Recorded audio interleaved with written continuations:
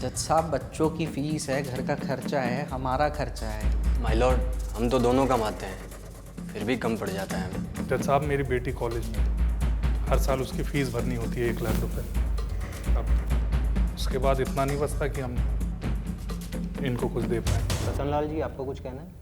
जज साहब, अगर मुझे पता होता कि ये दिन देखना पड़ेगा तो मैं क्यों अपने खून पसीने की कमाई से इन तीनों को पालता।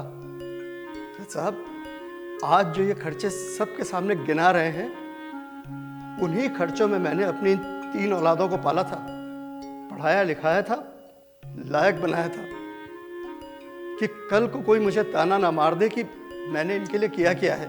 आपको पता है जज साहब, लोग मुझे शुरू से कहते थे कि थोड़ी बहुत ज़मीन ले लो, बुढ़ापे में काम आएगी। लेकिन मैं अपने दोस्तों को ये कह देता कि मेरी औलादे ही मेरी ज़मीन है, मेरी औलादे ही मेरा घर है, और जब ये लायक हो जाएंगे तो मुझे चिंता किस बात की होगी। मैं गलत था,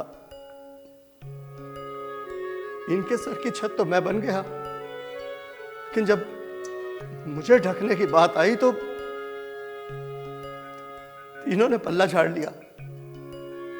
आदमी औलाद को रोता है, मंदिर पीट जाता है कि कैसे भी गोद भर जाए, लेकिन वही औलाद जब बाद में मुंह मोड़ लेती है तो एहसास होता है कि हमसे तो अच्छे ये पशु पक्षी हैं जो बच्चा जनने के बाद कोई उम्मीद तो नहीं रखते। आज मेरी सुबह शाम की 2 रोटी इन्हें भारी लग रही है।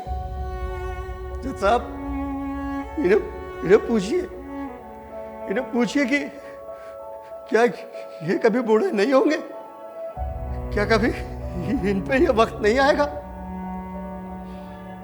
अरे जैसे आज मैं रो रहा हूं, तुम भी एक दिन रोगे। तुम्हारी औलादें भी तुम्हें धक्का मार के घर से बाहर निकालेंगी, तब याद आएगा तुम्हें तुम्हारा ये कर्म। अदालत रतनलाल जी के तीनों बेटों को माता पिता और वरिष्ठ नागरिकों के भरण पोषण और कल्याण अधिनियम 2007 के तहत ये आदेश देती है कि हर महीने की 5 तारीख को तीनों बेटों को मिलकर अपने पिता को 8,000 रुपये की धनराशि प्रदान करनी है, और ऐसा ना करने पर तीनों के खिलाफ सख्त से सख्त कार्रवाई की जाएगी।